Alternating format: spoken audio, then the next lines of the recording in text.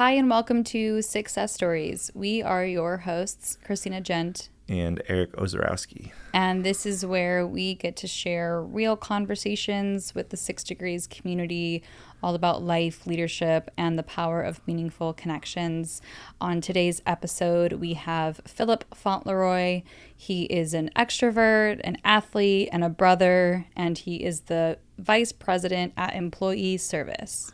In this conversation with Philip, we talk about family dynamics in business. We get into how he looks up to his brother and how working with him up close and personally he's gained a new level of respect for him and some of the things that he does, and how much he's just learned overall from being in this position in the business. We talk about health and get into a pretty deep rabbit hole on fasting and how fasting for him is really this accomplishment. There's this mental accomplishment piece that goes into it. And we talk about PEOs. So for those of you that aren't familiar, PEO stands for Professional Employment Organization. We get into what that is and how it's not necessarily for everyone. Most people in the PEO world that we know focus on employee benefits. They are uniquely positioned to focus on the workers' comp angle and specifically work with companies that other insurance agencies would consider high risk. And so just lots of learning. I was in a group the other day with Philip, and someone described Philip as like, this is the clearest I've ever had someone explain what a PEO is. So hopefully there's a little bit of insight from him and just being in the weeds on the day-to-day side of that. Yeah, I think it's really cool when we do get a little bit more into educating us and hopefully the listener on some of these things that we're not as familiar with. And yeah, PEO is something that is certainly not familiar for many. So it was great to dive a little bit deeper into that with him. I will say I just am not on board for the whole fasting situation, but kudos to potentially Eric. He said that he might try it. So we'll see about that. I love food. So yeah, it would be tough. It'd be a really hard couple of days. And yeah, I think for me, I really, really, really saw how much Philip admires his brother and just he looks up to him. It just was really, honestly, just really sweet to like see that and see like how much that motivates him and his work and what he's doing. So it was a really, really great episode to talk through it. So I hope that you all also enjoy listening to Sixcess Stories.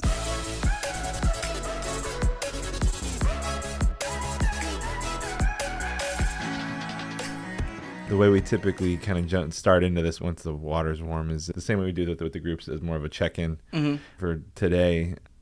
I guess curious for you because you ran over here. What's your stress level with work right now? On a scale of 1 to 10, 10 being high and everything's on fire, what is your stress level? What's each of our stress levels? It's an interesting question because like I'm at the point where I never leave work feeling like I completed everything I should for the day, or I've started to realize, like you're saying, stress, like I need to fix it for sure. But as we bring on more clients and I become more responsible for it, I definitely will be more stressed just thinking like, oh, this is what I'm going to need to do tomorrow. Should I do that now? No, I should probably relax because since I'm not at work anymore. So I'd honestly say probably, and I mean, I don't think it's anything crazy, but I'd say like a 6 or 7, but it's kind of just more like I wasn't used to that. You know what I mean? As it's coming in more, I'm like, oh, this is what it feels like to be a super intense worker. This is what all these adults hated back in the day. Like, I'll literally be sitting there and I'll be like, what do I need to do for Tristan tomorrow? What do I need to do for the company? Like, oh, and then you get that and you obviously get more emails on top of that. And then it's just that takes a while. I was doing something that was not super urgent, but I was just like, I got to get this out of the way. And then I got the text from Christina, obviously. And I was like, oh my God. And I was like, thank God you guys are in Kearney Mesa, because if I was in Rancho Bernardo still, I would be screwed. But I knew you were because I saw Kearney Mesa and I was like, oh, I just moved over there. That actually could be perfect. So it won't be a bad drive. So. I'm glad that worked out. Yeah, it all worked out. No worries. Christina, how about you? Stress-wise? Yeah, stress-wise, it's funny. I almost feel like I should be somewhere around like a 7, and yet I'm feeling really calm. I'm trying to maybe handle stress a little bit differently going into this next year. Like the things that are in place, and there's actions I can take. Yeah.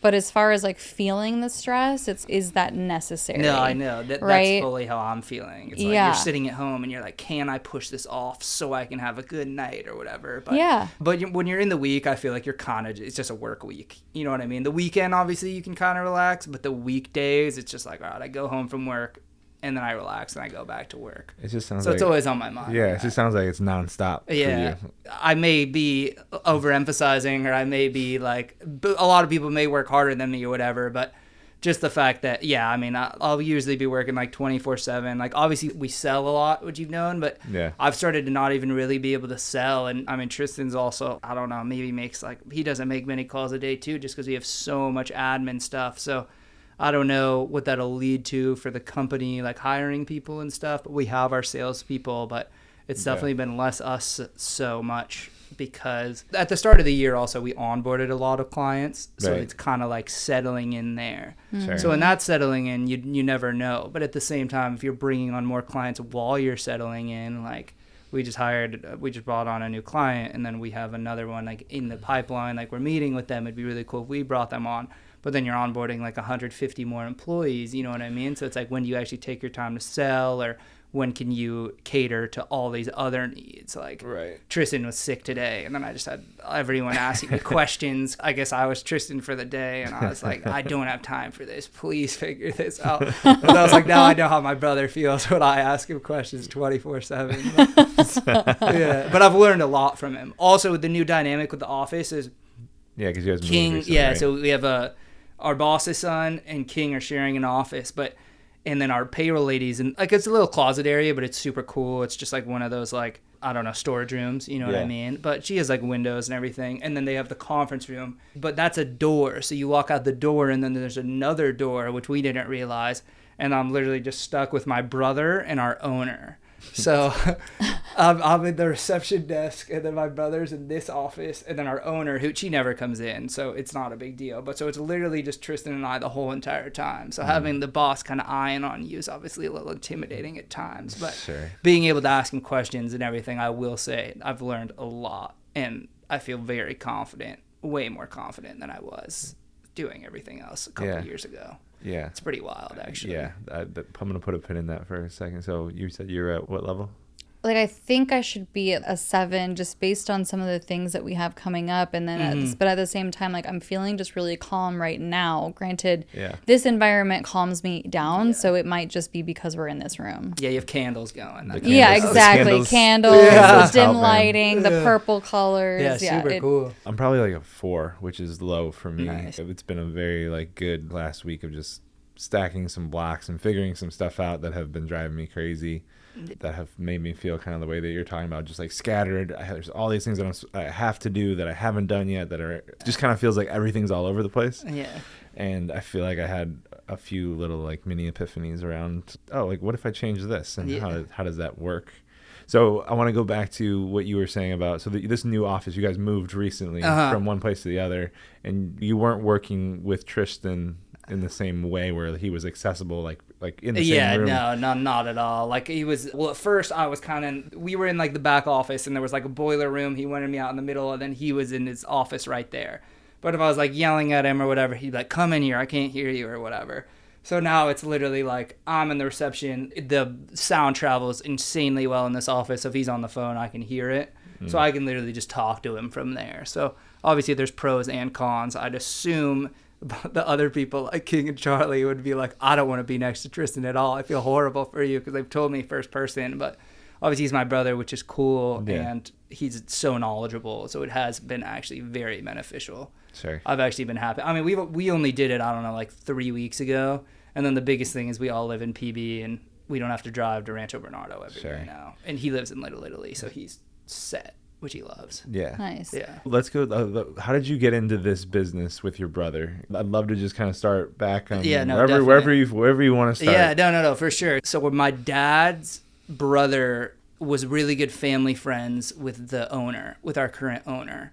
Also, my dad's brother and my aunt, they live in Utah. And then my mom got a house in Utah, so she started hanging out with them, my aunt, because they really like each other. So they're like really good friends. Okay. And then her really good friend husband was the owner of this business, and he's just a really smart guy, like buys companies. He's done very well. And Tristan was working at BNP Paribas in New York. He did the whole New York business school. He was the finance guy. And then, so they started the business in Illinois originally. They're all from Chicago, the people that moved to Utah and everything. Got it. And yeah, the Naperville, actually, that's where our payroll office is. I'm sure you know it. Yeah, very familiar with Naperville. Yeah, I've never been there. But anyways, I know Tristan has, but we work with a lot of Illinois clients. But anyways, it was him. He started it, and then he brought in his partner, who's the boss that sits in this office, and she decided to move to San Diego and bring a branch to San Diego. But it was kind of like she's paid her dues, she's successful enough, she doesn't really need to work, so she was just opening it up just in case she wanted to bring a client on or whatever. But then Bill, the owner, talked to Tristan, and he was like, hey, like, I know you just quit your job or whatever, and I have a really good opportunity for you. Like, do you want to man this office? So then it turned out from being just like a really like, I can bring clients on whenever I want, to like, all right, this kid's going to make us a lot of money and start the real office. So they can just chill. So then Tristan brought me in. I was in Dallas. I went to SMU. And I started at Lennar Construction, actually, Lennar Home Development. I worked there for 7 months, and then I was working at a marketing job that was kill what you eat. So, and then my brother felt that I had the feeling that's like, if someone hangs up on you, it doesn't really shake me that much, which is obviously what you need for a cold caller. So he started me out, and then I was like, knowing how well our family friend, who was the business owner, did with this company, I was like, yeah, I see it as an insanely good opportunity because there's like partnership and just obviously working with my family. So I flew out to San Diego. I was there for about a week, started grinding. And then Tristan was kind of just like, we need you in San Diego to just do a lot of stuff. I need you here. I had just broken up with my ex from college, and then all my friends had left. So I literally just packed up my car and drove to San Diego, and happy to be back in California. I'm originally from Santa Barbara. I was going to ask. So you're originally from Santa Barbara, you said? Yeah. And all my family was born in Topanga Canyon, or my siblings, and then I was the only one born in Santa Barbara. My mom and dad had a house in Santa Barbara since I was freshman in college, and then they sold both of theirs. My dad's in Michigan now, and my mom's in Utah and Palm Springs, but just Utah right now. Got it. How'd you end up in Texas? My whole mom's side's from Texas, so she was born in Dallas. My grandparents went to Rice, so it was always a second home. My grandparents had a house in Palm Springs, which we'd always go to for winter break, but they also had a house in Dallas, and that's like where they were born, so it was kind of a second home. So my mom took me on a walk down memory lane. She actually went to SMU too. I don't know. So what's SMU? What's the Southern Methodist University in Dallas, Texas? Yeah, I mean, if you're a sports fan, they were in the playoffs, I think, like 2 years for the non-sports fans. But I'm actually a huge University of Texas fan and always have been. Oh, really? Yeah, I was gonna say, I've heard you talk about Longhorns. No, I am. Yeah, so that was before SMU and everything. That was back in like 2005. I always have been. A lot of our family members have been there, but our whole mom side's from the South, Louisiana or Texas. So Texas has always just been like a second home to us. We were always visiting it, and I kind of wanted to get out of. I didn't apply to any California schools, actually. I kind of just wanted to see the rest of the world. There's no bigger opposite than I feel like California than Texas, honestly. Okay. Yeah. Interesting. And then, so you went there for school, and you stayed there after school? Yeah, I stayed there, I think, only 2 years probably. Okay. Yeah. And SMU, is it outside of Dallas? It's literally, do you know what Highland Park is? I don't. Okay, so that's just a neighborhood there. It's literally like right in the middle of Dallas. It's definitely the bougier area, is what I'd say. I've never been to Dallas. Have you been to Dallas? I've been to Austin, and I've been to do you know what Highland Park is? Houston. No, like the Highland Park Village. I only went for a bowl game, so I went after the stadium. stadium. You went to Jerry World? Yeah, after the stadium was built, and we went there. It was that's like Irving or wherever that is. I think, and then we stayed in what's it called, Fort Worth. Yeah, stayed. That's where we stayed. Was in Fort Worth. Yeah, that's not the greatest part of Dallas. I've only. That's where TCU is. We kind of like make fun of them because they're like, all you guys are is like a college town. You don't really have Dallas. You don't realize has like a full city. And like Highland Park is so tucked in that until I was applying to jobs, or I didn't remember going out that night or whatever, like seeing downtown or like not knowing where I was geographically, I'd be like, wow, I totally forgot that the city is so big. I mean, I do remember, so I was 18. We were in college. We were playing, KSU was playing in a bowl game against, I want to say it was, who's the Sueys? Arkansas.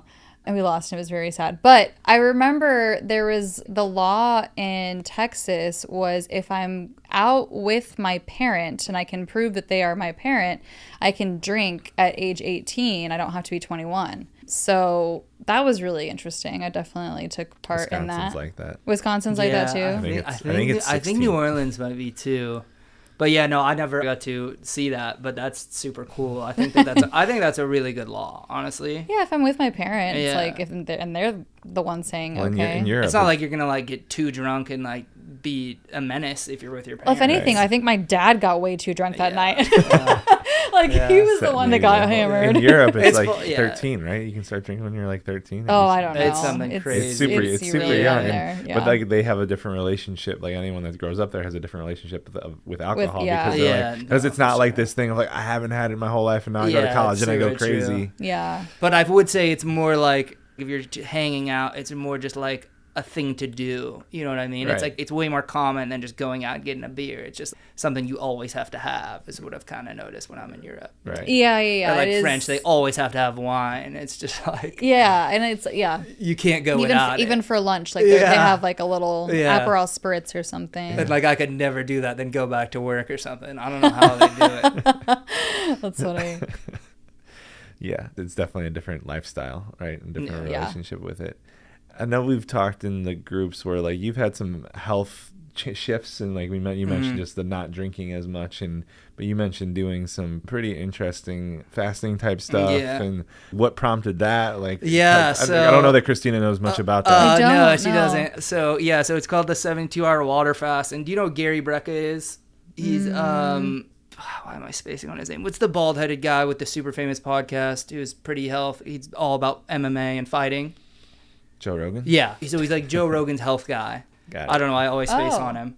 Ever since, I don't know, when I was in college, I was like 18 and I was literally like, I don't know, like 160 pounds or whatever. And my goal was to be able to bench like 2 plates. So I took it really seriously, worked out a ton, had a trainer for like 3 months and just kind of became the fitness guy in our family.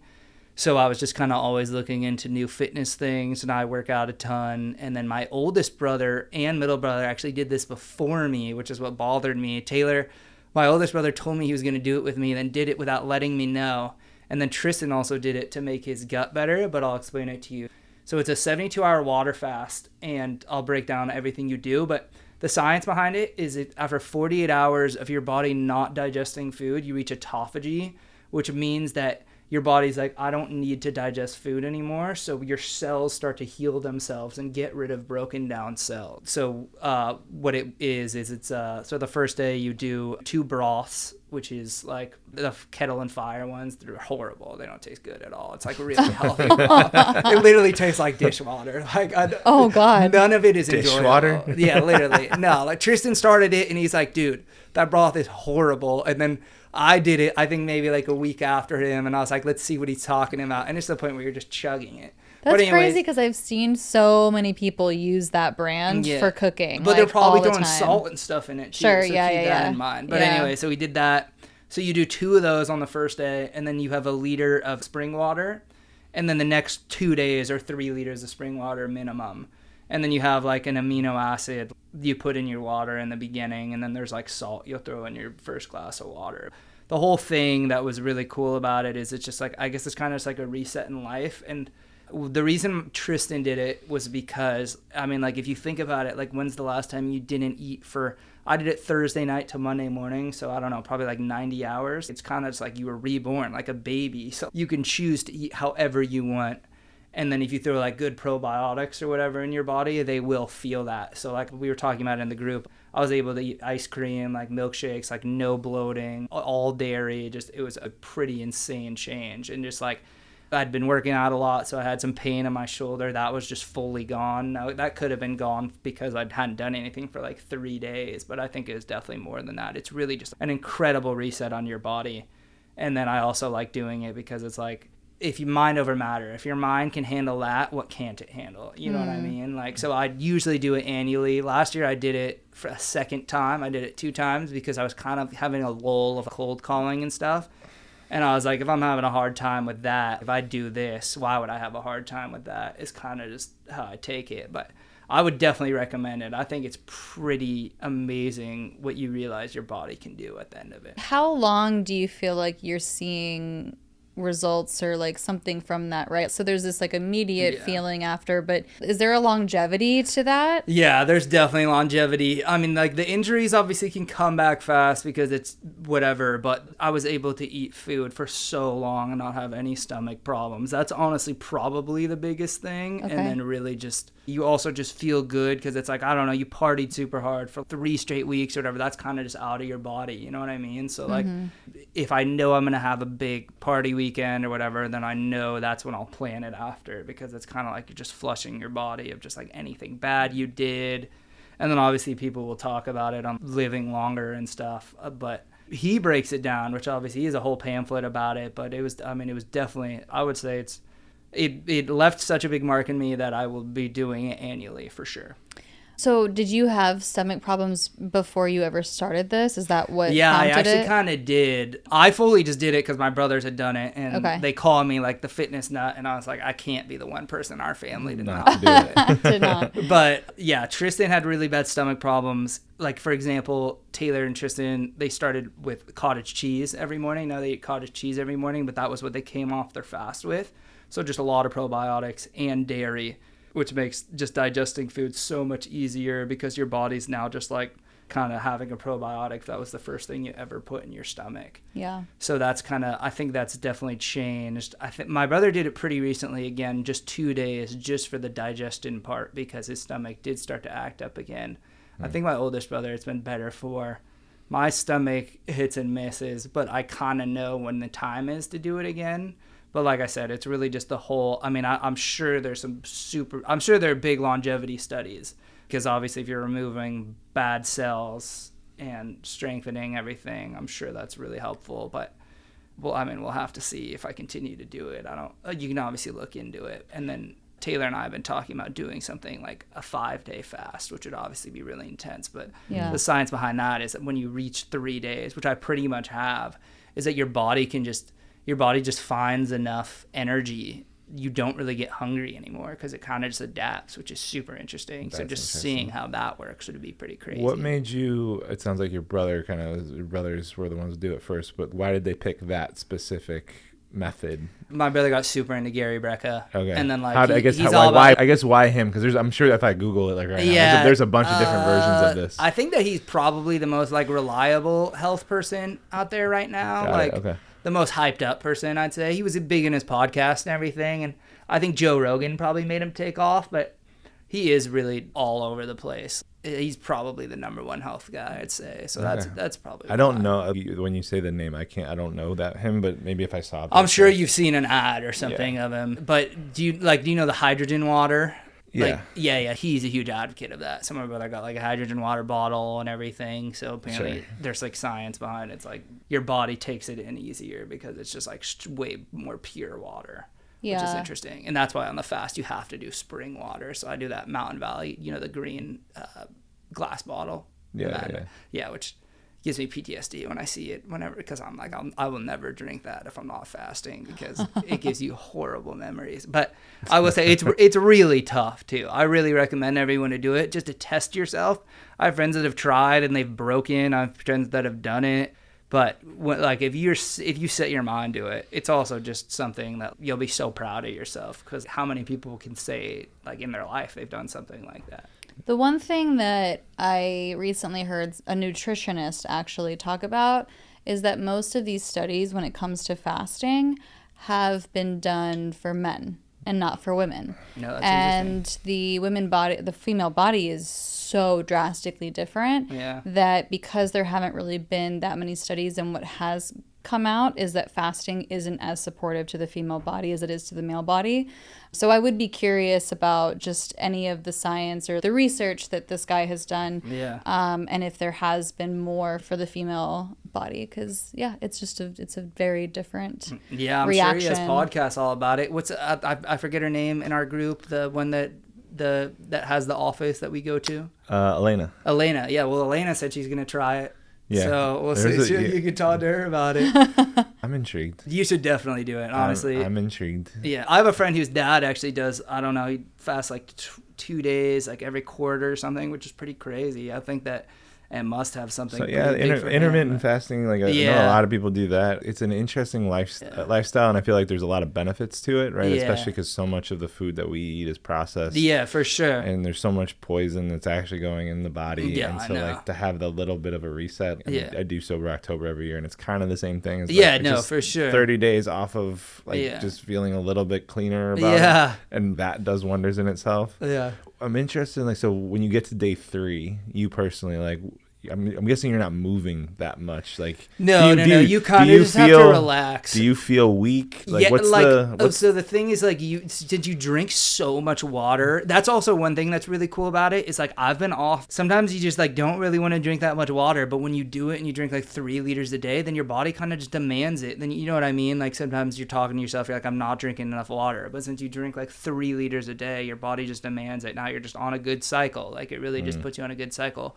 But to your question, no. I mean, I have friends, which I haven't tried yet, but like you can work out, obviously not like cardio stuff, but like you can go like bench or whatever, you know what I mean? My friend actually did it through a weekday, and he had his 5 a.m. workouts and was still fine. I don't know how he did it through a weekday because I would have gone crazy sitting in the office hungry. But by the 3rd day, I mean, so the 3rd day is when you're breaking. So I guess you mean the 2nd day. The 3rd day is obviously you wake up and then you're like, all right, I get to eat food. But the second day is very tough. The 2nd day is like, all right, I'm so close.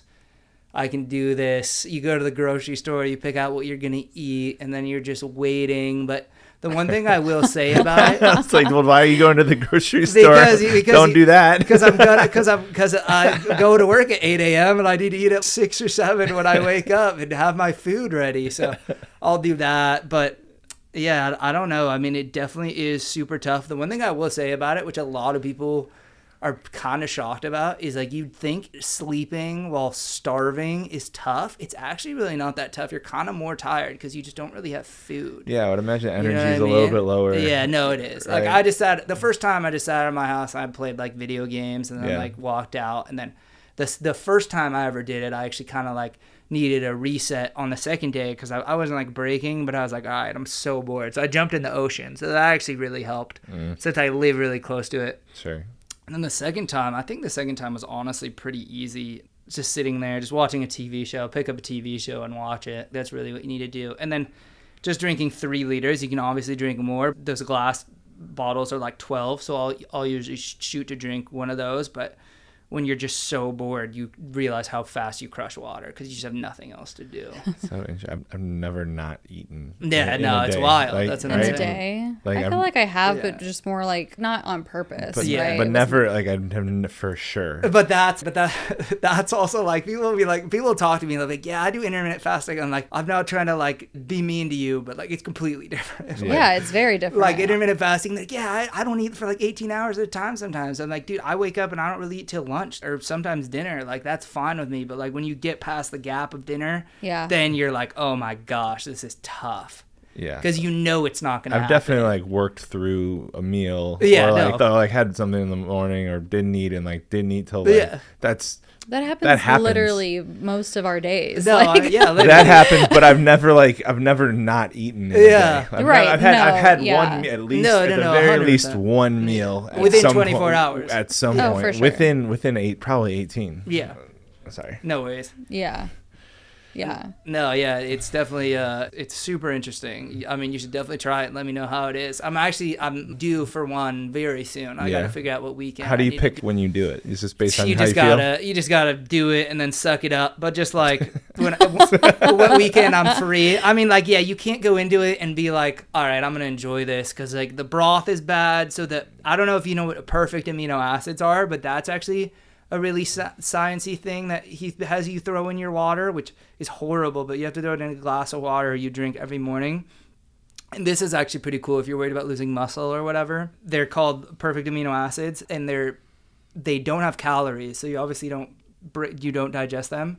But it's technically like breaking down 30 grams of protein in your body. So obviously that's not that much, but I mean it's better than nothing. So I will say, like, when I lifted right after, like the day after, I didn't lose any strength or anything. I was pretty shocked about it, honestly. So It's so interesting. Man. Yeah. So where did this whole health journey come from? For like, how did that start? the Utah thing, like literally, Yeah. I was just in college and I was like, I think my mom got me like a trainer or something. Then I just got really into working out. Okay. And then King, I mean, I don't know. I mean, you can see he's in good shape. He actually male models on the side, so I have him like, really? Yeah, working out a ton. Yeah, so he's always working out, so it's kind of Who holds is us this? accountable. It's my roommate. Oh, okay. He's okay. he was at a golf tournament. Yeah, I there. met him. Oh, I met him okay, got it. through Link Up. Gotcha. Yeah, Um, yeah. Yeah. Okay. it was So my mom's, we call him my cousin. My mom's best friend was her roommate in college. Okay. So okay, so it's not actually your cousin, because I but, think he did get. I think he introduced me as your cousin. He's known me since Yeah. I was born. I've got since people he's like that older in than my me. Yeah, life. you've got Yeah. you've got Tia's. You're like Yeah. fake aunt. Yeah, literally. Yeah. So that's what they are. We wish we were cousins, obviously, but no, Yeah. we just say that, and then if people ask us to clarify, we Chosen do, cousins. but we really don't. Yeah, I know. I just think you could choose your cousins. Yeah. We Yeah. talk about it all the time, but yeah. Well, okay, so just speaking on family, so it's really cool how many people who are part of 6 Degrees or just in our network in general, like work with family in one way, shape, or another.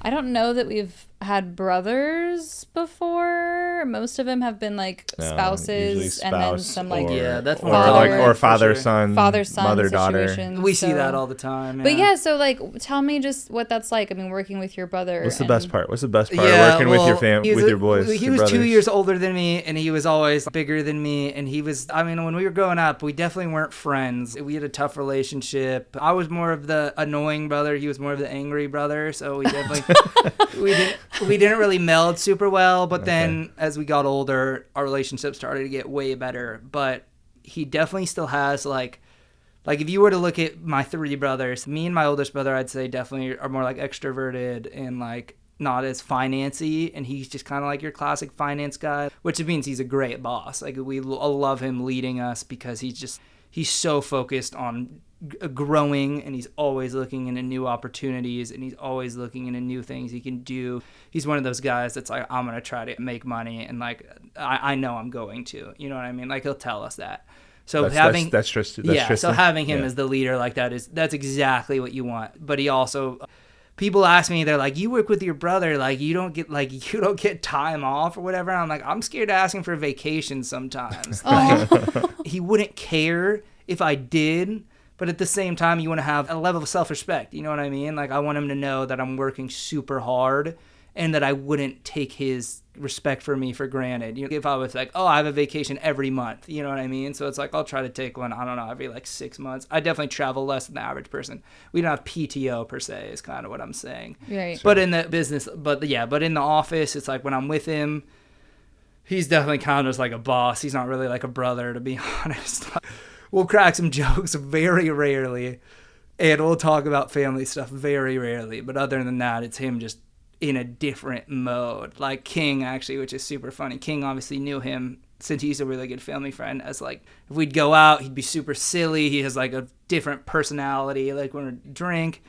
And then like he goes in the office, he's like, dude, I've never seen anything like it before. This guy is so giggly and ridiculous when we're out. And then he just locks in when he gets in the Switch. office. Yeah. Oh yeah, like there are times you don't want to go in that office, and even if you're the brother, it doesn't really matter. But I also think that's a great thing to have, like you're saying, or like I was saying, because it's just, you have to have a bit of accountability. And if there wasn't that, obviously I'd want to improve. But if I didn't know, it was like, he sets goals for us. It's like, if we didn't have those goals, how successful would he really be? You know what I mean? And one thing about him is he's always in there earlier than everyone and leaves later than everyone. So if you're ever like, all right, I'm working my ass off, you're not working as hard as him. So it's super respectable, but it's definitely not the dream of just laughing around and joking with your brother. That's for sure. Well, do you guys get to have some of that brotherly time outside of work? Yeah, definitely. Okay. Yeah. He'll hit me up to hang out and stuff all the time, but I mean, which we will in the office, obviously, don't get me wrong, but it's not like what you'd picture a brother-brother relationship in the office. I wouldn't say it's that, which obviously I'm not upset about. I think that it's honestly more beneficial, and King and I talk about it. It's like you want your leader to be like, all right, we're going to grow. No, I want to buddy with you. He knows he has to set a certain dynamic of I am above you. He'll make jokes that he's my boss sometimes, which hurt, but I get it. I mean, Eric will make jokes like that with me all the time. He's like, all right, boss. Yeah, like we had a proposal and like we're meeting with the girl tomorrow and we have this proposal and I sent her an email and I was CC'd on it. I originally reached out to her and she got back on email and only responded to Tristan while he was CC'd and he's like, she wanted the big dog. And I was like, dude. I was like, how do you think that makes me feel? Like, that's just how it is. So we'll have our fun, like lunch and whatever. And then, like I said, knowing that I can come to him with anything. Like, obviously, he's my boss and he is like more serious, but I'd feel more comfortable asking him any questions over text or whatever than I would a regular boss. You know what I mean? Because like he wants me to learn instead of being like, is this a dumb question or whatever? Which if it is a dumb question, I'll definitely get some attitude back. But like I won't feel as bad asking like a boss that would really judge me compared to my brother. So I like our dynamic a lot. Sounds like there's some pros and cons. Yeah, no, definitely. Right? And the only con is just like we don't get to be, we're not really family in there. But that's totally fine. Like it is a workspace and he knows that. So. Yeah.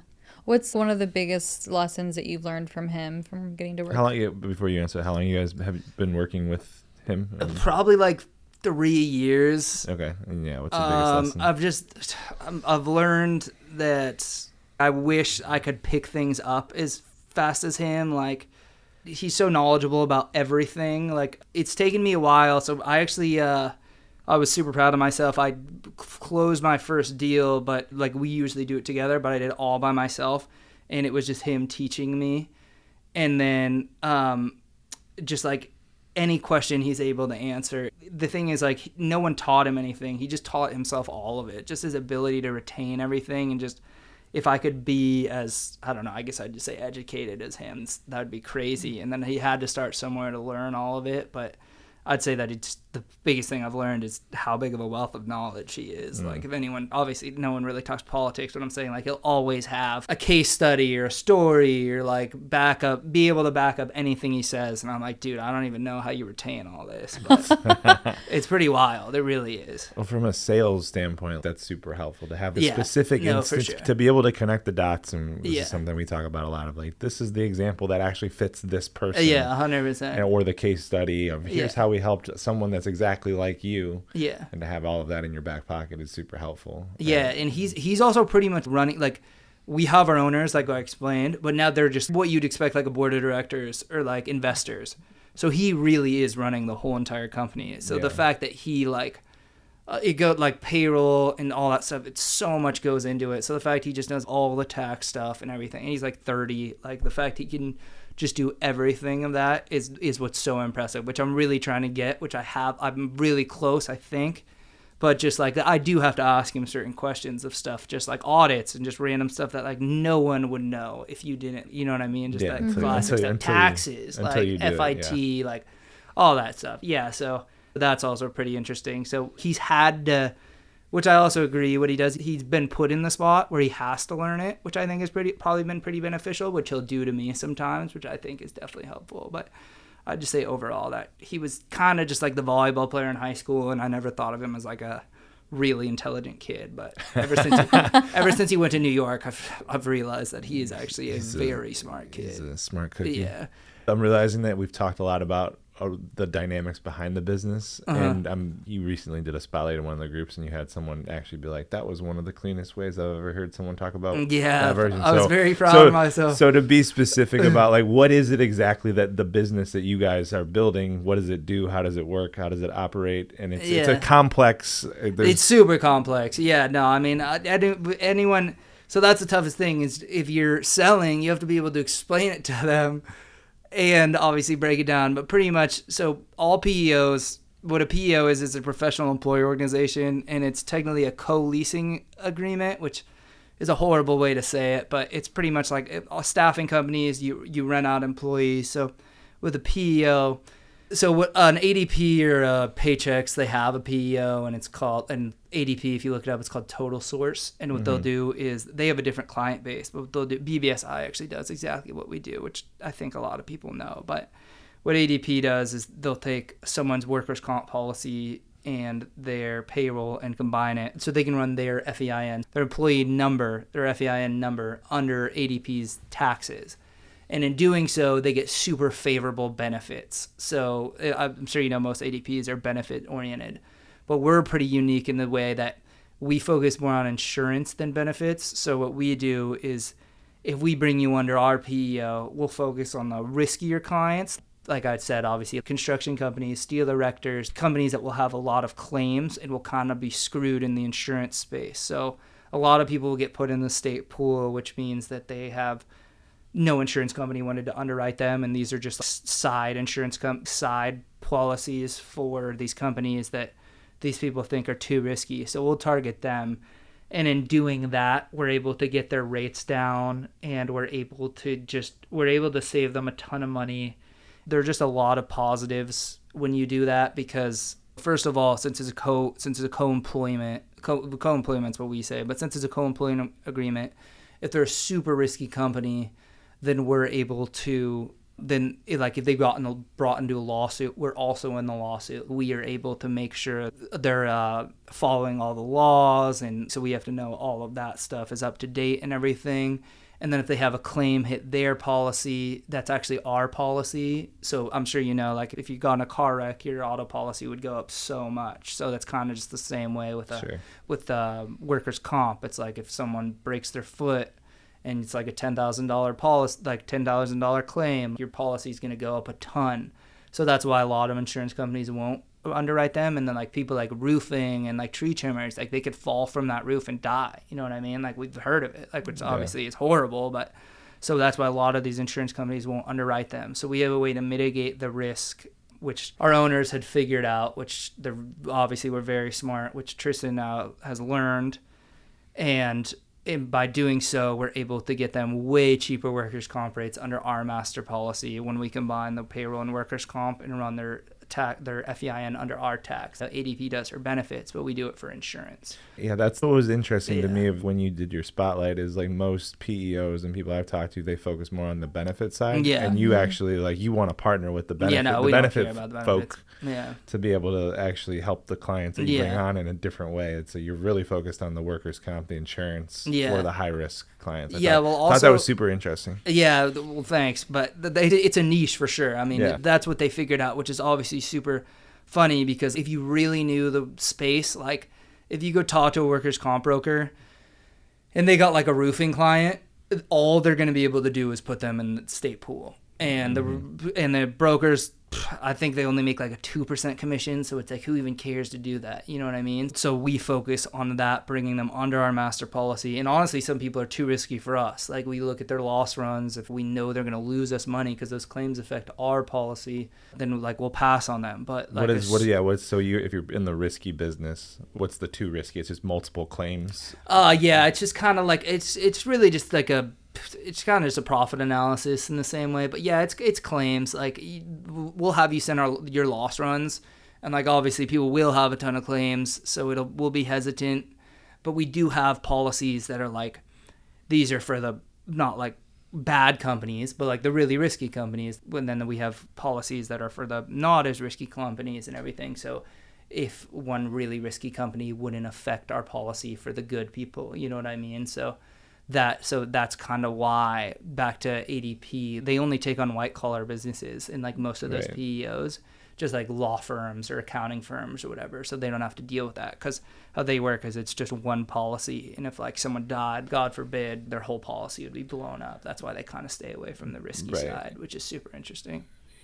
Yeah, no, I appreciate that. In your experience, what's the reason that someone should be on a PEO and not be on a PEO? Like, who's the right fit for a PEO? Because I think it's not for everyone. Yeah, and there is a time and a place for it. No, definitely. I'd say, honestly, like the white collar businesses, like we're talking about, like with, I guess obviously they get the benefits. I mean, I obviously haven't looked too far into it. We'll offer benefits, and like if a person comes on and like, I need benefits. But one thing we've noticed with a lot of the riskier clients is that a lot of them, just like mom and pop shops, not many people really opt into health benefits anyways. So that doesn't really matter.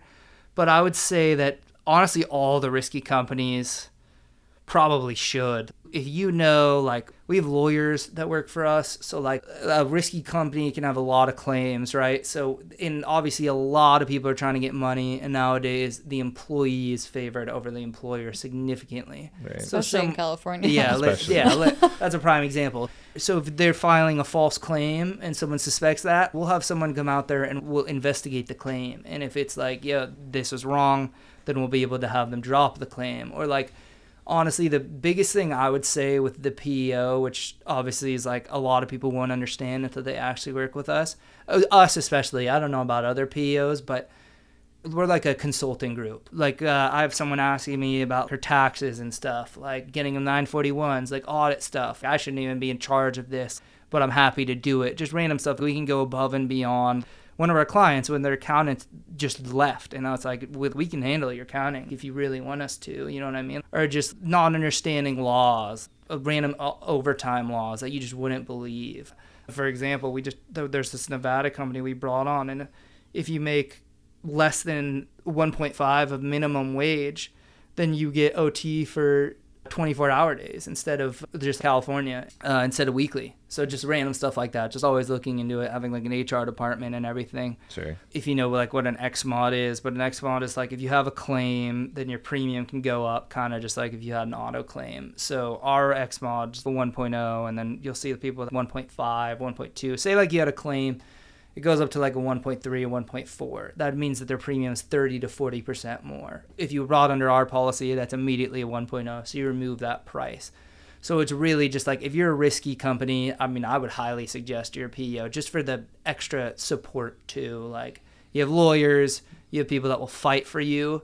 You have, I mean, like also, not to hate on most business owners, but most of them really don't understand the back end stuff. They just want to go sell, and they just want to do their job, which they do really well at, and they want someone else to just kind of like oversee all of that. And obviously accountants can do that, but they're not so much day to day. You know what I mean? They're kind of like, what can we do this way? So we'll handle the payroll, we'll advise on everything. But I'd kind of just say all risky clients, they're all companies that can have claims, because which a lot of companies are actually. One, because they won't be insured workers' comp wise with good policies, and two, it really just protects them from a ton of things. Sure. Okay. That's helpful. I mean, part of my understanding is, yeah, so the claim part, the high risk part, and if I just don't have the education, the time to deal with setting up everything. Yeah, for sure. Well, setting up, or even just like if you had a question, you were sitting there and you're like, hey, like, how does this work or whatever, we would technically have those answers or have them and get back to them. Like, all my clients have my cell, so they can text me whenever. Unlike ADP, like I had to get a W-2s for one of our clients that we actually onboarded off of them. I had to like wait 40 minutes. They had said they'd take like a week, and it's like, all right, that just wouldn't be our service. I know everyone obviously says customer service is super essential, but like I've realized it really is when calling insurance companies and doing all that stuff. So having someone that can answer your question and be by your side 24/7. Yeah, like, the high touch, the personal aspect of that. That sounds like, to go back to what you said in the very beginning, where like how much of your role currently is working through that with clients reaching out versus actually just servicing the things that need to happen. So like there's these things that are coming to you because you're accessible and you're personal, and they have your cell phone, and then there's other stuff that's, it's this time of month for this client to do the X, Y, and Z, and then there's the sales and outreach Yeah, part, right? yeah. It's really how does that break down percentage wise? I don't know. I mean, like, I'm trying to sell. If I have time to sell, I would, but it's just like, obviously we run payroll for them every week, and everyone's running payroll at a certain time, so you're going to be busy with that. And obviously we have our payroll offices, but it's like sending out the sheets, and then obviously all super entertaining stuff, obviously. But how big is the book? How many clients? I think so we were actually told by our owners, which we were super proud of, is that we're now bigger than the book they had, or they have not had. They had a crazy big book. And we are actually, our other owner told us it took them a while to get to where we are. So I'd assume that's longer than 3 years, which is how long it's taken us. Yeah. But I think we're probably at 50 clients. 50? Okay. Yeah. Nice. And most of those are still in Illinois? We have some California, we have Illinois, we work all 50 states. Some are monopolistic, but I think we're in 16 in total. You'll go randomly from like Alabama to Connecticut to like Vermont to like Nevada to like Arizona, you know what I mean? But Illinois is actually, California too, obviously, but California's a little bit tougher workers comp wise, just because it's just California, you know what I mean? But Illinois is actually, I think Illinois might have the most expensive workers comp rates, interestingly enough, which I think is probably why they started their business there. And since we have that huge connection to Illinois, it obviously really helps. Yeah. But I'd say just like, I don't know. I mean, I'm trying to sell whenever I can. And then it's really just a day-to-day basis. Like, it's like a client emails you, you need to do something. If not, you're randomly making apps for other insurance companies, or you're calling insurance companies for loss runs because they want to go get new policies, or you need to get them new policies. King and I we used to sit there and we used to be like, how can Tristan be this busy? I really don't understand what he could be doing, because obviously we didn't understand the business as well. Yeah. But now I really do. Like, it's just so many small things that like I can't How do you even prioritize? really explain. How do you prioritize stuff? What's your filter system to actually like work through? Because it sounds like it's just nonstop. Yeah, no, it is. You're bringing my stress level up talking about it. You're giving me PTSD also, like, to my inbox. Yeah, right no, now. I know, but I'm also so happy to be busy, because the past couple years, it's like he's obviously given me more work, and now he's at the point where it's all right. You guys are closing these deals yourself. If you guys bring these clients on, you're handling them. Like, I don't want any more on my plate. He started to give us more commission per the people we brought on by ourselves, because he doesn't want to handle it. Obviously, He wants to, that's how busy he is. But like, I don't know. Obviously, I do like a lot of the emails will be from Tristan, so it'll usually be like, this is urgent, or this isn't urgent. There'll be random things like, I'm sure, like certificate of insurance, like they could be super urgent because someone needs to get paid for a job or not. Sure. It's not like, I'll push that off for like a day and a half or whatever. But other than that, I mean, some can be super urgent because it's just like payroll. Like, obviously a ton of people run weekly, so it's if that needs to be changed for this payroll, prioritize that. I'd say everything you get like kind of has a date on it, and it'd be like, finish this by then. So you're able to prioritize it just as it's coming in. We have a person running payroll tomorrow, so like I've been working on all their stuff today. So it's like, it's not like, you know what I mean? Do you have, like, what's your system? Are you a notepad person? Do you guys have a project management system? Like, how are you just operating out of your inbox? It sounds like you're operating out of your inbox as it comes in. No, I'll write stuff down for sure. If I'm like, all right, I could forget about this, but like I'll flag emails for sure, so that never goes away, and I'll intentionally leave them unread. So I always have an email if I need to see it. But yeah, Tristan's been on me for a notepad and then taking notes and stuff. I like videos more, but he'll be like, dude, why didn't you take notes? Now you're just going to forget this. And then he'll be upset with me. And I'll be like, oh, I can't make up for that. Well, you said video. What do you mean videos? Like, if he's just showing me how to do something, seeing him do it on the video instead of taking notes. I'm like, I'm a phone guy, not a note guy, but sure. Yeah, I mean, so I haven't. It took me a while to figure out like what works for me. So since we started this, Christina has had notebooks,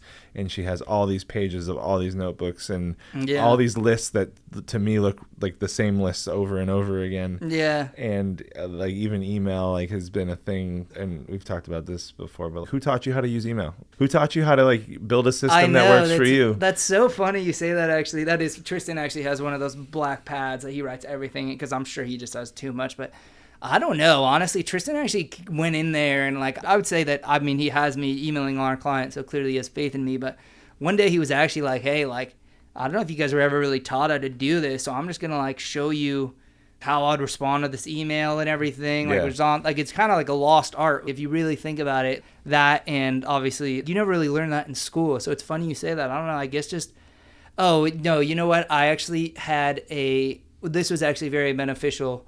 My old marketing boss, he used to work for, I'm sure you're a sports guy. You know Rosenhaus? Yeah. Yeah, so he was the head of marketing there. So he was actually very successful. Drew Rosenhaus. Yeah, Drew Rosenhaus. Yeah, he was the head of marketing.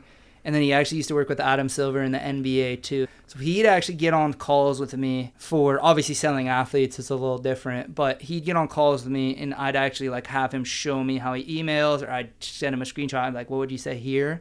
So I'd say Brad Cutler, actually. I'd give props to him. But Tristan actually did bring us in, and he's like, hey, this is what my email would look like. I'm realizing, like, you guys may not know what an email signature looks like. You know what I mean? Like, just random stuff like that. There's some stuff that I think a lot of us take for granted. And, like, so you're, like, what you're talking about is word track. Like, here's some language, and I'm sure even being in the same office with him now, there's some osmosis of hearing him on a call and how he does certain things and, like, just absorbing that. Like, oh, okay, let me try it. Let me try my version That's of how that. it is, for sure. And then there's another level of, so how is the email system set up? Yeah. Right. So, like, do you leave everything unread? Do you star shit? Do you, like, there's some stuff like that I've learned that, like, I don't know, Christina, you're newer to the business world coming from hospitality, but, like, at what point did someone be like, this is how we need to understand how your brain works and make this make sense for your brain? Yeah. Because otherwise it's just fucking chaos. No, for sure. I think just like, obviously, like what you're saying, it does give me a little stress, but knowing that, like,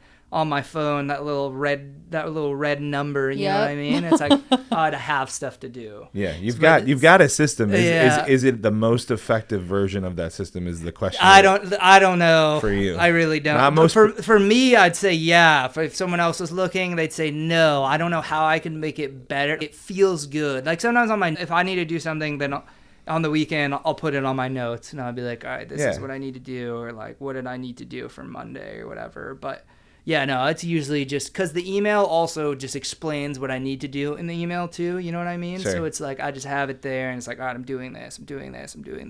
But the priority thing, I mean, I really don't know. I mean, kind of like in all work, you can tell some things that don't need to be done immediately. Yeah. So you can push them off to like your chill Friday. I will say our Fridays are really chill because we've run payroll for everyone by then. And Tristan actually just made a rule where we get off by 1 if we don't have any work, which is incredible. Nice. So we're super happy about that. Yeah. Hell yeah. I know, right?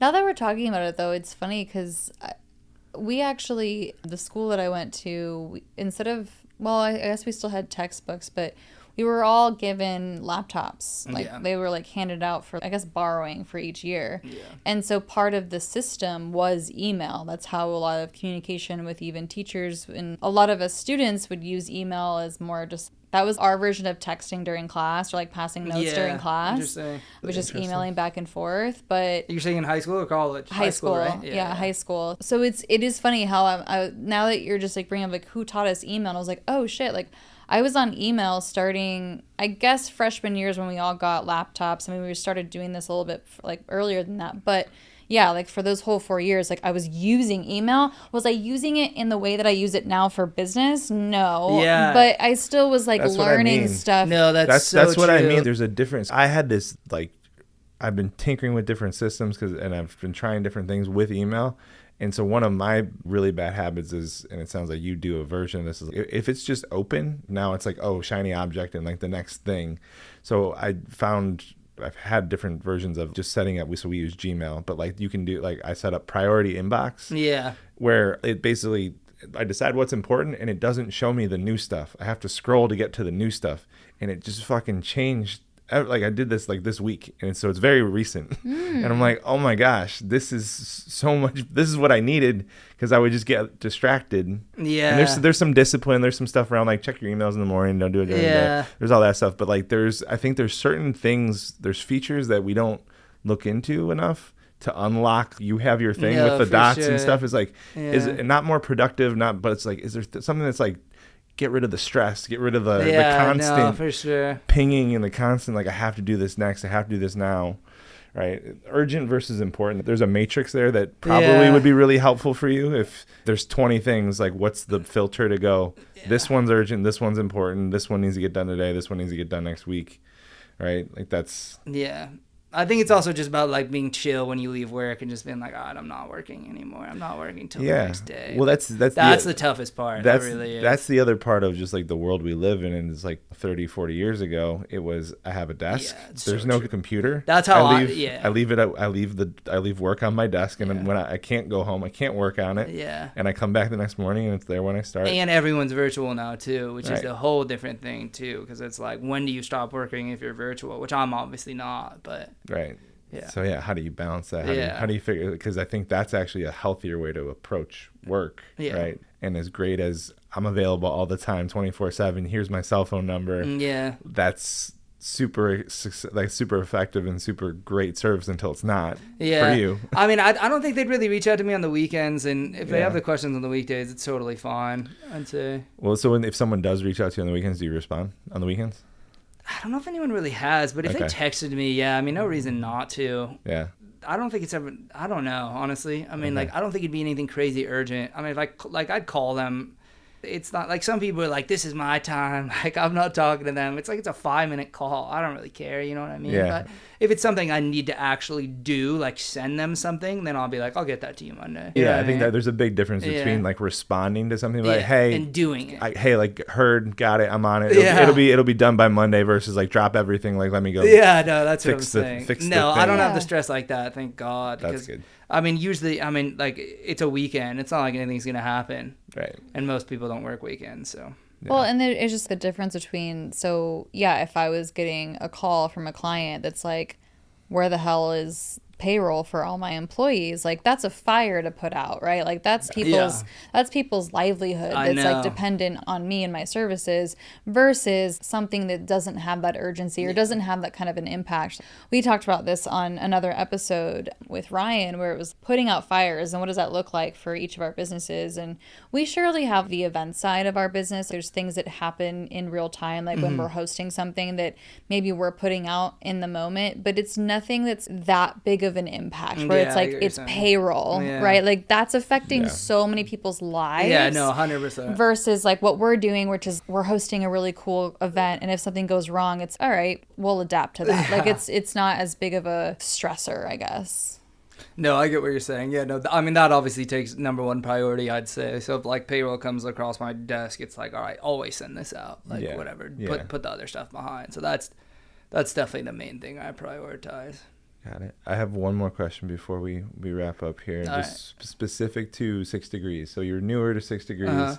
I'd love to just hear a little bit about your experience so far. Like, what's one positive thing that you've gotten out of it, or how has it helped you in some way, shape, or form, or how have you, as a connection that you've made or connected someone else with? How's it shown up for you? I'd definitely say Anthony Anselmo, obviously the master connector. But I connected with him. He connected us with a ton of people. Obviously, nothing's really come of it, but obviously being able to meet these people and obviously maybe have potential connection / networking with them. But honestly, the one thing I will say is networking groups, usually a lot of people aren't like stoked to go to, you know what I mean? Like when I leave, like I feel like our conversations are pretty fun. Yeah. You know what I mean? Like, which I'm sure that's what you're going for, but like I'm not like, oh, I got to go to 6. Like, or sometimes if I'm working, I'm like, shoot, I can't, but then I'm like, all right, I'd have to or whatever. But the table discussions are actually pretty cool. Like, and then having you remember the real estate guest, and her and John were talking all about how certain investors can't, Sasha, something like that.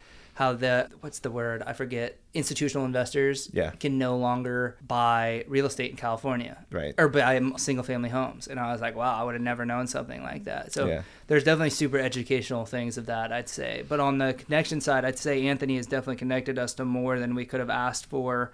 And I've gone with Robbie. I've gotten coffee with Paris. He's another workers' comp broker. I mean, workers' comp brokers can be a little standoffish because they don't really understand the PEO. You know what I mean? Because it's like, oh, you're stealing my workers' comp. It's like, no.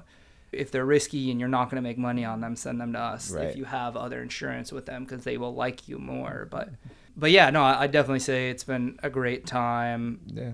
Cool. Yeah, no, I appreciate that. I mean, so much of the quote unquote networking, Yeah. we've tried to move away from that, right? Like there's the knowledge, the value of meeting, the connections, all these other things. The networking is like the byproduct. Yeah. Right. And No, that's, for sure. that's what we've been really focused on. Yeah, I mean, I don't know the other groups, but I think that group especially is definitely just, they're fun roundtables that everyone gets super into it. Yeah. I think that group's also just a really cool group. Yeah, the downtown group is good people. All the groups they have different personalities. Yeah. They have different, everything clicks a little bit different. But Yeah, the downtown one I can tell, like they all really like each other, which I do love. Yeah, it's good people. So, I've been busy on the happy hours, but I've promised myself I'm going to the next one, so. Yeah, we got to get you to the next thing that we've got for sure. Yeah. As a reinforcement for this conversation, what's the stress level now? And did it move? My phone's been blown up in my pocket, to be honest. Did it go up? So I have no idea. We're going to see when I get out of here. But obviously it's been great to relax with this water. It's great to talk to you guys. If anyone wants to hear anything, there's nothing to be stressed about coming into this, definitely. It's very relaxed. It's a fun time. It's been a good take off from work for sure. Yeah. Is there anything specific that stood out to you about the conversation at all that you're taking out of here? Other than your phone blowing I'm hoping you do the fast. Okay. Challenge accepted. Hey, Christina. I'm going on vacation whenever he does the fast. I don't want to be at home at the same time. I feel like it'll be. No, I know. That is kind of a thing. I was a little more agitated, so I kind of sat in my room and played video games. But the craziest thing I will say, like you're saying about it, which this is the thing that blew my mind the most, is like you're like, I've never not eaten, right? So you'd find yourself walking to the pantry, opening it, and you'd be like, oh shit, I can't eat any of this. And then like having the willpower to close the pantry, then walk back to your room. You kind of just don't want to be around food. I could do it. It's more of like, do I want to do it? Yeah. Do I want to put myself I'd see through burgers on commercials and stuff, and I'd be like, oh yeah, I wouldn't. Like, and I'd TV be would like, TV would be so tough. I'd watch. That's what I'm getting. Just movies with no commercials. Yeah, no commercials. You'd have to do just like pure if you Netflix. do, I'll let you know when I do it. We could do it together. Okay. But it really is. I would say it's like really something that at the very least you're super proud of yourself, and it's like kind of life changing. You know what I mean? I'm above 50%, and I'm saying yes to it. Yeah. And I'm above 50%. I'm above 50%. I'll text you the pamphlet. Okay, yeah. Send me more information. Yeah, I will. It breaks it all down exactly what it does for you. I need to know more about how it's gonna be better after, and I hear the mental stuff, but I need like the physical health side, the science side. Well, do you have any bad injuries or anything? Fortunately, no. I haven't really had any big pain stuff. I have currently have an abdominal, what's it called? Abdominal. I don't know. You need surgery for it. I don't know what it is. Yeah, I have. An ulcer? Ulcer. Is it ulcer? No, you did not say you have an ulcer. Not you ulcer. say you have something different. What's it called? Hernia. Oh, okay. I have an abdominal hernia. I think that just happens as you get older eventually, right? I don't think that's the right word. It might be. I'm pretty sure. I'm pretty sure it's an abdominal hernia. That it's super small, but like. So it doesn't hurt at all? I know this can hurt really. But like, when I eat the wrong. Hernia that's different. I'm almost positive. Okay, all right. I don't know. I think you can get a hernia here for sure. I know that. It's in my stomach. So like if it's like a ball kind of, right? Yeah, it's a little. I thought you said it was like a hole. There's a hole and then the muscle gets pushed through the hole like a balloon. It's a hernia. But yeah, anyways, people with like if someone has like a shoulder injury, like you can look like Reddit or whatever, like. Some people like crazy bad shoulder injury history will just fast for 5 days and swear their shoulders are just way better. If you think about it, it's just getting rid of those damaged cells in your shoulder and just regenerating, which is pretty insane. Like, that is crazy. Yeah, the craziest part is that your body takes so long to digest food, and if you're like, what your body can really do if you're like, hey, I'm not eating food anymore. Yeah, you know what I mean? That's the craziest part of it. I'm interested. That you got me above 60. Yeah, that if we were able to just not eat for 48 hours at a time, that our bodies would just be 100 times better. Literally, that's pretty much what that tells me, which is pretty crazy to think about. That's wild. I'm probably not interested in this thing, so don't sign me up. I get it. No, I won't. I just have Eric on it. Eric was eyeing it. He was I'm in. Christina, I think more because of, like I said, the lack of research in the female body. I think that's probably the bigger reason why is just because most of the fasting type of health research has been done on the male body. So that's just like probably where I'm at with that. But Yeah. as far as takeaway, I always just really enjoy listening to the people's dynamics that are in a working relationship with a family member or a spouse or anything like that. Just because that's obviously who we are, is just we're family. And so I just learn a lot from the way that other people operate, how they're doing it. And so that's always fascinating. Yeah, the fasting thing is the thing that stuck out to me. All right, I'm glad. It's stuck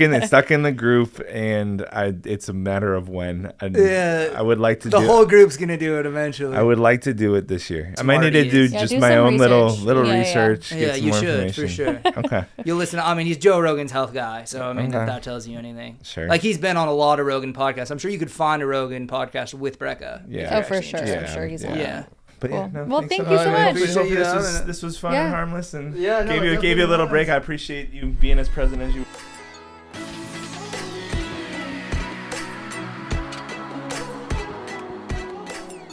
Deep dive for Philip. Philip. Every time someone is named Philip, I think of my grandpa. Actually, my grandma, because she would just be downstairs in the basement cooking, and she would just yell, "Philippe, Philippe." Philippe. Is that like a accent thing? Is that how like someone would say Philip in She's Polish. They were Polish, so yeah. Philippe. Yeah, it's just, I don't know. It's I think a combination of her yelling and stretching it out, and That's cute. sorry, Philip. Sorry. But that's what's going on in my brain. Sorry for anyone that's named Philip. Just every time you hear it. Yeah. So yeah, this episode with Philip, one of the things that stood out to me was the boss language. Mm-hmm. And I know we tongue-in-cheek joke, like I'll play with you with like, sure, boss. Like, you got it, boss. You got it, boss. No problem, boss. You got it, boss. Yeah. Which is interesting, I think, to pay attention to, just from a playful, it's still sarcasm, so it's a little sideways, but it lands from love, I think, and probably dangerous to play around with. Yeah, like what's the I would ask you what you're working on, and you'd be like, none of your business. And I say, it actually is my business. It's all of my business. A majority owner, bitch.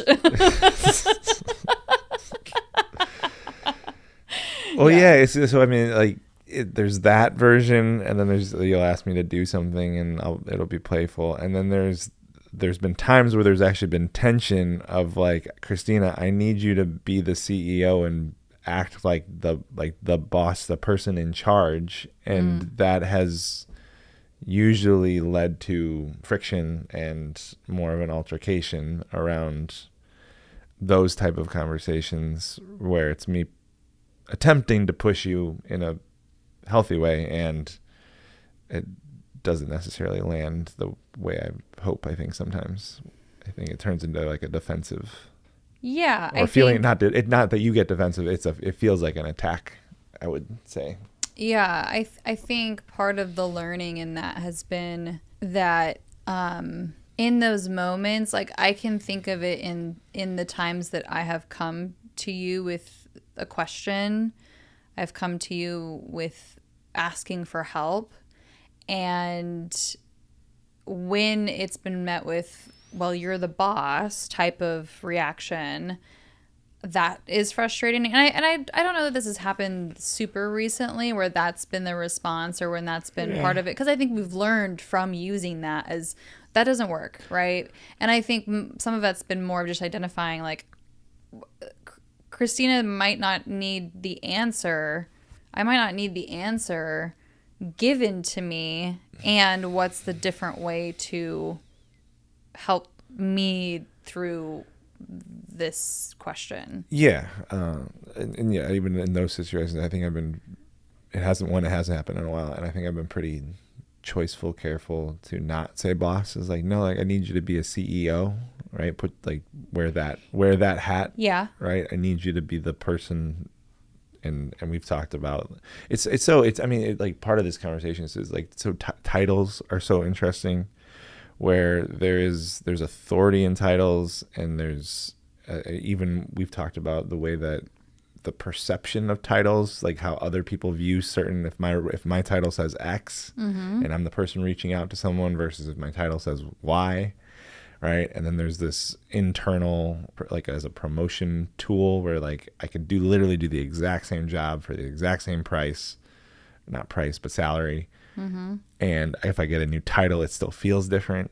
Right. Yeah. And then there's this boss dynamic of a hierarchy of, well, I'm in charge. And so what does a boss mean? And I think we're very aware and conscious of doing our best to steer away from as we build the team. Yeah, well, I mean, I'm glad that you just said that, because it is something that I overheard Sammy on a call. She was booking something for one of our events, and she had questions. Someone on the other end of the phone had a question for her that she didn't know the answer to, and I was sitting next to her. So she was asking me, and there was a couple times on the call where she said like, oh, like, let me hold on one second. I need to ask my boss. Yeah. And I honestly wasn't, I was like, wait, how do I honestly didn't know the right way to like go about like correcting that in the moment. I wasn't really sure. I was like, well, wait, but like what is the term in that moment to call me, or like, right? Like, what's the not fix, but like, what's the adjustment there? Yeah. Well, so the counter of this is sometimes in a certain role, there's actually a time to use it. Okay. Right. Where it's like, if like, depending on the dynamic, but like there's actually power in, I can take power from the leader of the company and say, Christina told me to do this. Right. And it's coming from this other person. I can actually, like someone like Sammy, who's newer in a role, is like, we can go dive into your, like what you're talking about specifically, but like there's actually power in that. I can use this person told me to do X, and if I have a relationship with Christina, that's gonna carry more weight than please do this for me. Totally. Right. Yeah, which is different from the example I just gave, but right, yes. Right. So that like that's there's to pay attention. It's like, it's not never use this. Sure. It's totally. being aware of how it's being used, and if the language of someone on our team is like, my boss told me I need to do this. Like, yeah, I think for me it was, so I 100% hear you and agree that there's times where it makes sense, and in that moment it was like, wait, this isn't a situation where I need to be called the boss for what she's working on, or like her question, right? right. But I guess, yeah, is it just like, it's like, let me check with my team on X or whatever the thing is? Probably. Again, it depends on the situation, but something like that, where it's like, because the flip of this is no one on our team works for us; they work with us. Right. Right. Like that. Yeah. That's a very small, subtle thing. We don't, like, nobody works for us. Right. We are fortunate enough to work with them. Hopefully they feel like they're fortunate enough to work with us. Yeah. That in itself is subtle, and I think is a very important distinction between that, right? The reason to have someone like Sammy, we want her to feel empowered to be able to say, it's probably actually more of like, I need to go get more information to answer your question. Yeah. Yeah, that's... And if that means I need to go talk to other people on my team, cool. But there actually doesn't need to be a power dynamic there. Right. Yeah, I think that's where that was the point for me, is like, there does not need to be any kind of power dynamic for this conversation or in this situation at all. All she needed in that moment was more information. That was really the key. Yeah, so there might be like, I don't have the answer to that. Let me get back to you. Right. As simple as that. It doesn't need to involve anyone else. There might be instances where we've worked with venues before, right? Her role is specifically around events where there's a relationship with you, and then we're trying to do something with the venue, and they treat it like it's a brand new relationship. Right. And it's like, oh, well, actually, I talked to Christina, and she said X, Y, and Z, and all of a sudden that, but it's still doing that in a way that's not necessarily my boss. It could be helpful, but it puts the other person one down, right? Yeah, I guess it's like, in that sense, is it saying my boss, or is it using a title at that point? Are those interchangeable, or are there certain moments where it's no, my boss, or is it no, the CEO wants X? Yeah, probably more effective to say that our CEO wants this. Right, because it's not my boss wants X, right? That's still coming from a place of one down. But if it's the CEO wants this, that's still not putting her or anyone on our team one down. It's just naming the position of that person that I'm talking about. Yeah, and I don't know that there's a right way or a wrong way. I think just from a cultural standpoint, like that, Right. I want to empower team members, anyone that works with us, to be able to feel like they can make the decision, and support in using language to be actually work through whatever's the conversation is. Right. That's the main reason for this, is because it goes back into this mom and dad. Oh, I got to go check with mom and dad. Right. And like, I don't want to be a boss. I want to be a leader. And part of being a leader is developing other leaders. Right. And there are going to be certain times in certain, like, again, like bigger companies, bigger stuff, is like there's a hierarchy or there's a chain, right, with what our size and what we're doing. Like, that doesn't make sense. Right. It doesn't make sense. At this stage, like we've talked about, like if we expanded and then there's someone responsible, if there was a version of us in a different city, Yeah. that person, like, again, it would be the similar conversation of like, you don't have people that work for you, you have people that work with you, and setting that up in a way that there's this as flat as possible organization built on by leaders. Yeah. I mean, that's just part of, like, as we expand, it's taking ego out of it as much as possible so that it doesn't come from a place of like, no, I'm in charge here, and I'm in charge of, there's a difference between taking responsibility, right? And taking like accountability and responsibility for my team, right? Like if something goes down with my team, like that's falling on me as like the leader and the CEO of the company. And that part is the ownership part that, yeah, that's what I'm signing up for. Yeah. Well, yeah, it's from an owner, CEO, leadership standpoint, like the highest priority things for us are keeping the purpose values intact, alive, living, breathing, and well.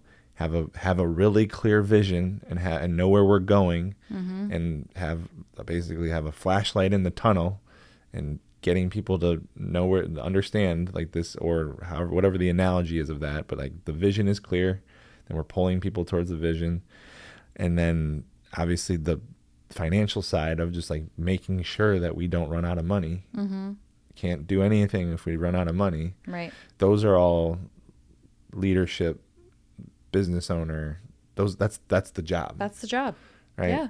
That's the job. Right. We talked to, there's so many business owners that feel this way, but like we talked to someone recently about the basically the advice was like, you can't leave. Yeah. Basically, yeah, this person had a couple of leadership roles that I think they even addressed as managers. And so them as the co-owners kind of stepped away a little bit, or at least stepped out for a little bit, but came back and expressed that it was a hot mess and they had a lot of fixing to do, and those couple of management positions they left, and it was a whole thing. And yeah, their advice was never leave it. Like, you can't leave it alone. And I was like, well, I mean, it depends on how it's being run. Well, it depends on how it's what systems are set up, and how do I build a business of leaders, right? This is Nick's Pizza. What we would talk about is the pizza's the easy part. If I leave and I go away on vacation, or my kids have a thing, or whatever, if I step away from especially restaurants, right? There's this need to not trust, or there's this feeling to like not be able to trust it. But if I set it up where, and this is all purpose and values, this is why it works, is if I set it up where the team, and I work on setting the team up where they would make the decisions the same way that I would, because they know our purpose and they have the values to filter and use as a tool as a decision-making process, then I don't need to be there, because the team's going to do exactly what I would do and how I would do it, because it's really explicit. Right.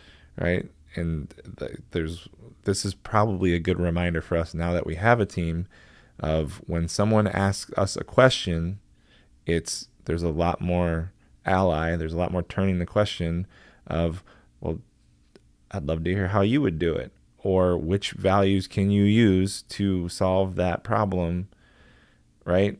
Mm-hmm. And because that's literally what, like, it was in the pizza restaurant. We just burned a pizza. It's not a busy Friday night, so we have time. Okay, server doesn't know what to do. Walk over to the values that are listed on the wall and say, all right, what's the problem? What's the issue? Like, this is what a manager would do. Here's the values. Which values? Could be more than one. The more that you can assign, that you can attach to it, the stronger the decision. Which values can you use to solve this problem? Right? Yeah. Now the team has a decision-making tool to operate as if they were the owner. And this is the difference between, like, well, the team doesn't care as much as I do as the owner. They never will unless they have ownership stake in the company. Mm-hmm. That's different than giving them framework and tools to be able to operate the way that I would. Right. Those are two different things. Yes, 100%. Because if that's how I'm training to operate the way that I as the owner would operate, us as the owners of 6 Degrees would operate, then it's baked into the fucking training. Like, right? They don't actually have to care about it as much as I do. There's so much more history that you and I have put into this for 4 years. There's all of our investment that we've put into this. So of course our stake in this is much higher than the people that we've brought onto our team. And yeah, if we train through using the values as a tool set, and that's how people are communicating and operating and behaving and talking, I mean, then I don't have to worry about the level of them, like, not matching how much I care about the company. Right. And when the irony is, like, people care more. Yeah, they actually do. Exactly. What a concept. What a concept. Because there's purpose tied into it. So, like, it's exactly. not, this isn't just a job. Right. This is we're on this mission for us, it's enrich lives, propel each other into our highest potential, and transform dreams into reality through the connections that we create. Well, yeah, because even with, okay, so the example that you gave of we burnt the pizza, let's walk over to the values. Which of these values can we use? That's also giving that person the decision in that moment to take the values and decide, what am I going to do about it? That is ownership. That's ownership. Is instead of what most managers will end up doing, is just like, okay, I need you to go do this, this, and this, right? Yeah, they'll just go tell them what to do. Just to close the loop on that instance. So, like, one of the values at the pizza restaurant is we communicate openly, honestly, and clearly, right? So for the guest, that's the value. That's one of the values. So that's how we're going to handle this. We're not going to lie. We're not going to do something that's may try to make up for it. We're going to communicate openly, honestly, and clearly. Yeah. So there's a lot of psychology to some of this stuff. Yeah, words matter, right? Just the conversation with Philip and the dynamic with his brother and everything, and his brother, quote unquote, being the boss. And so, yeah, I mean, and no right or wrong or anything. It's just more of like, what do I want for my company, and how do I want the words to show up, and how do I want the culture to show up? And it all just makes a difference, right? People, like, subconsciously, so much is going to be happening for the dynamic of the people. Yeah, it's intentional versus unintentional. The kind of the consequences that come with all of these small choices. Yeah. Right. The one thing that Philip did say was what he appreciated was that when they're in the office, like, it's work. And Tristan is super laser focused, and it sounds like they're able to disconnect on that a little bit, like outside, like they get together and do stuff. I'm wondering how that hit for you, if there's a version of that that would be better for us in any way, shape, or form, if that shows up for us in any way, shape, or form. We've talked about the struggle with so much of what we do is everything's just blended for better, fortunately, unfortunately. I mean, yeah, I think we baked in our business into our lifestyle in a way that it is so blended, right? Yes, it's business, but it's also like our life, going to dinner and meeting up with even a bunch of the members of, who we've become friends with. And it is just such a blended lifestyle at this point. Yeah. I mean, do you wish that it wasn't sometimes? Or do you feel like we do it when we're not working on the weekends, or when we do have space, like that's enough? I think that there is plenty of opportunity you and I have talked about this over the last few months in several of these podcasts, is the spontaneity things have kind of dwindled as much. And maybe some of it too has faded away more because so much of what we have baked into our business are the types of experiences that you and I really enjoy doing together. And so yeah, I do think that's part of it. Is it's not like these things aren't happening, they're happening through other ways that like what we're doing, and so it's not like the cupboard's like completely bare. It's like it's just different. Yeah, it's just different. And we need a fucking vacation because it's been like 7 years. Yeah, it's since we like since our honeymoon, like our vacation. Our honeymoon in 2019. January of 2019. Over 7 years now since like we went on more than a 3-day something. Well, even just a vacation that wasn't for the purposes of seeing family or going to a wedding or had something else tied to it. That was the last time we went on a pure you and I vacation, no agenda, no nothing. We weren't seeing friends. It was nothing else. It was just us. Yeah. We need to go. It's a must. Yeah, which is wild that it's crazy. It's like life happens. It just keeps happening, and then we can look back 7 years and be like, how did I just said it was like 5 years ago. Now it's 7 years, so it'll be 10 before we know it if we don't change something. So let's make it happen. Shake on it. Shake on it, bub. Put her there, bub.